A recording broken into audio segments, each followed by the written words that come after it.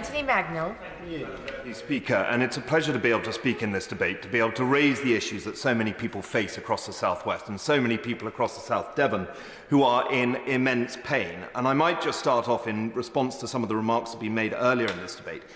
It is acceptable to make the point that the NHS contract from 2006 doesn't work and hasn't worked. It is acceptable to say that we tried to make it work and we have hit an enormous roadblock in the form of the pandemic that has shown the system to be wanting. None of that is a controversial thing to make. That's not a controversial statement to make the point on. And Labour shouldn't be outraged, Madam Deputy Speaker, when we ask for their plans. Time and time again they go in front of the cameras and say that they have a plan for this and that and everything that you might possibly imagine. So therefore we should be able to ask them, given that this is their debate. And they can laugh, as they are doing now, or smiling about this thing, but it's a serious and legitimate question. If you are the government in waiting, then come up with the proposal for what the short-term solution is for this issue. Now, the Shadow Health Minister also decided to tell me that he had been talking about this issue, or that the Labour Party had been talking about this issue since 2010. Indeed, he said in 2010 and 2015 it was in their manifestos.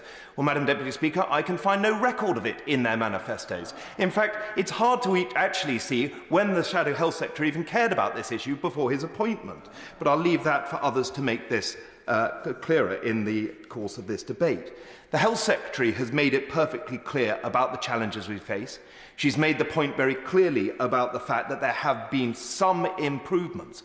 But no one on this side of the House, Madam Deputy Speaker, is complacent. We are all aware, because we look and speak to our constituents and we look at our email inboxes, and we are aware of the size of the trouble and the problems that are faced. And it should be welcome that we are now pushing taxpayer-funded dentists who have been in training to go and work within the NHS at the end of this. It should be welcome that there are 40% more dental training places. And it should be welcome that we're looking at ways in which we can bring dentists from abroad, as well as creating the training places that work right across the country.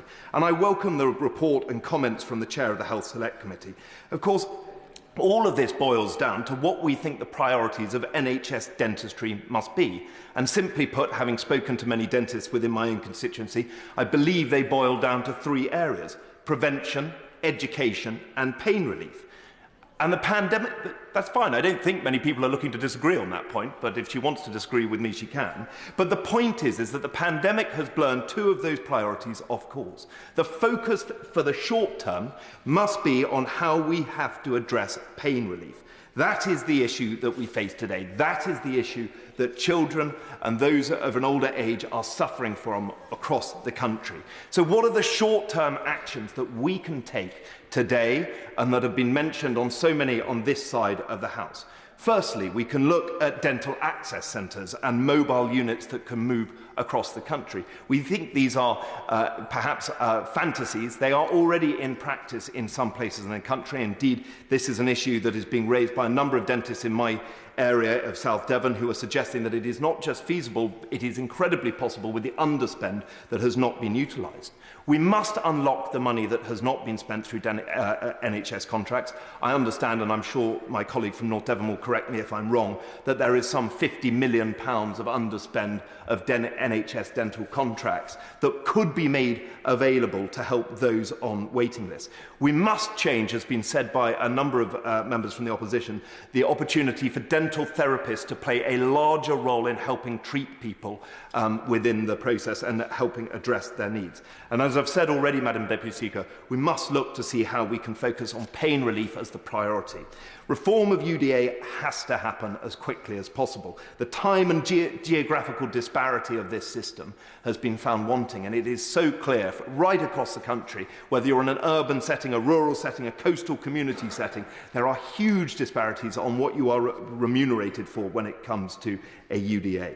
Rather than standing here and speaking about parliamentary candidates, I think it's probably more appropriate to come up and think about the solutions that we can find to help address those who are suffering so much. And I just give the examples in the last remaining moments that I have of what is going on in Devon. We do have 17,000 more UDAs, which is welcome. We do have a stabilisation dental care system. We do have 406 extra appointments per week that can be found through contacting 111. And we do have one of the finest dental training schools in the form of the Dental Peninsula School located just outside of Plymouth. They are working to help address this need. They are working to help support the government in terms of how we can address and help those across the country. And they are looking to make sure that they can help their trainees remain within the area after their training and make the NHS as flexible as possible to the needs of those who need to use it. We must have the reform. I think many of us on the backbenches on this side of the House would also agree that we must have the reforms that have been promised before, because they are the hook that we can hang our hat on. They will be the solution to how we can address this. But if the Minister is able to point out and look at the short-term solutions I've been proposed to give a response to that, it would be welcome not just in my part of the country, but all across the country. Thank you, Madam Speaker.